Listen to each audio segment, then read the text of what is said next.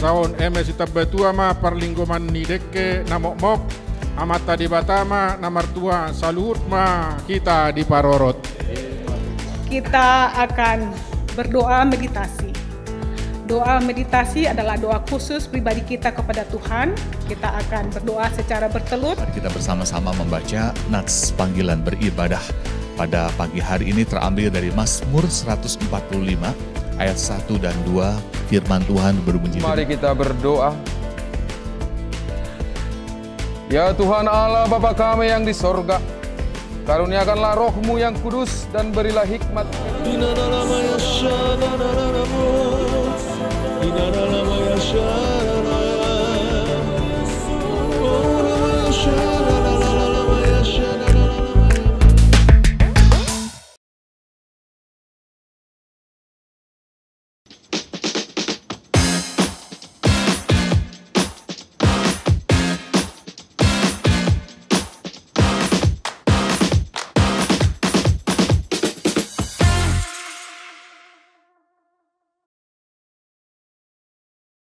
Halo semuanya, seringkali ada pertanyaan muncul seperti ini. Kenapa sih banyak sekali gereja? Mengapa gereja bermacam-macam? Kalau kita lihat hari ini memang di Indonesia saja ada banyak gereja, ada banyak organisasi gereja. Ada anggota gereja dari Persekutuan Gereja-Gereja di Indonesia, di Persekutuan Gereja-Gereja Pentakosta, di Persekutuan Gereja-Gereja Injili, ada banyak sekali gereja-gereja di Indonesia. Pertanyaannya, apa sebabnya ada banyak gereja itu? Kalau fenomena itu dilihat hari ini memang banyak sekali. Tapi sebenarnya memang itu terjadi sejak di awal-awal kekristenan tumbuh.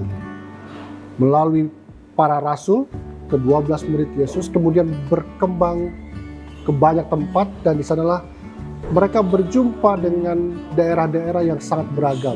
Bahasanya, budayanya, adat kebiasaannya, sehingga bertahun-tahun mereka tinggal, beradaptasi, dan pada akhirnya membentuk identitas yang berbeda satu dengan yang lain.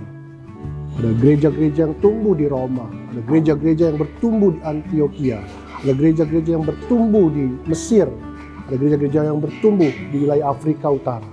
Semua itu membuat mereka bermacam-macam.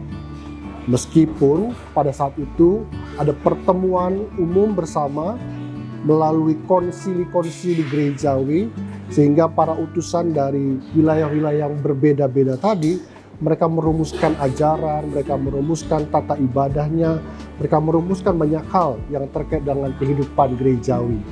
Dan pada akhirnya keragaman itu memang sejak awalnya telah ada. Tapi kemudian dalam perkembangan waktu, dalam sejarah kekristenan, ada kekristenan yang kemudian bertumbuh di wilayah timur, ada kemudian gereja yang bertumbuh di wilayah barat, dan itu mempunyai kultur masing-masing dan membentuk juga ajaran-ajaran dan dogma-dogma yang berbeda-beda. Sehingga ketika kita hari ini diwarisi berbagai macam gereja itu, sebenarnya ada latar belakangnya. Saya tidak mau berspekulasi untuk hal-hal yang terjadi di luar Indonesia. Saya mau bercerita yang di Indonesia saja.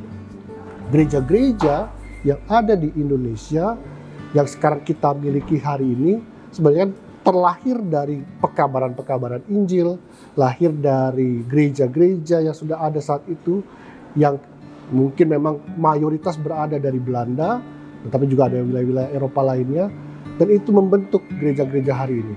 Ada gereja-gereja yang dilatar belakangi oleh aliran kekristenan Reform, Calvinis, Reformasi. Ada gereja-gereja yang mewarisi kultur Lutheran, ada gereja-gereja yang mewarisi kultur Mennonite, ada gereja-gereja yang kemudian mewarisi beberapa aliran kekristenan lainnya, Pentakostal, Baptis, Karismatik, dan sebagainya. Semua itu terjadi dengan alami, karena tadi setiap orang punya cara berpikir yang berbeda-beda, semua orang bisa mengekspresikan keimanan mereka dengan berbeda-beda.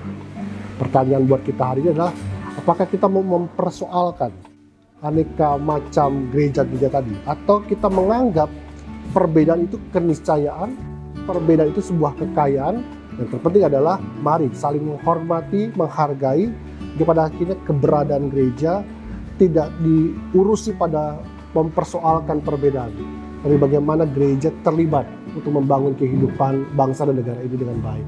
Dan karena itu mari kita harus mulai terbiasa dengan keberagaman, dengan kemajemukan, dan pada akhirnya disitulah kita bisa saling mengisi satu dengan yang lain, dengan tentu saja kerjasama yang sinergis, yang kolaboratif untuk berbagai macam gereja tadi. Karena itu mari bersama-sama lihatlah GKP tidak sendirian. Dan karena itu ada gereja-gereja lain yang bermacam-macam, mungkin agak mirip ajarannya dengan kita, tapi juga mungkin ada kultur yang berbeda. Mari kita menikmati perbedaan itu dan GKP turut ambil bagian dalam sebuah perayaan, dalam keragaman yang kita hayati. Semoga itu memberi jawaban bagi pertanyaan-pertanyaan yang sering muncul, mengapa gereja bermacam-macam. Shalom.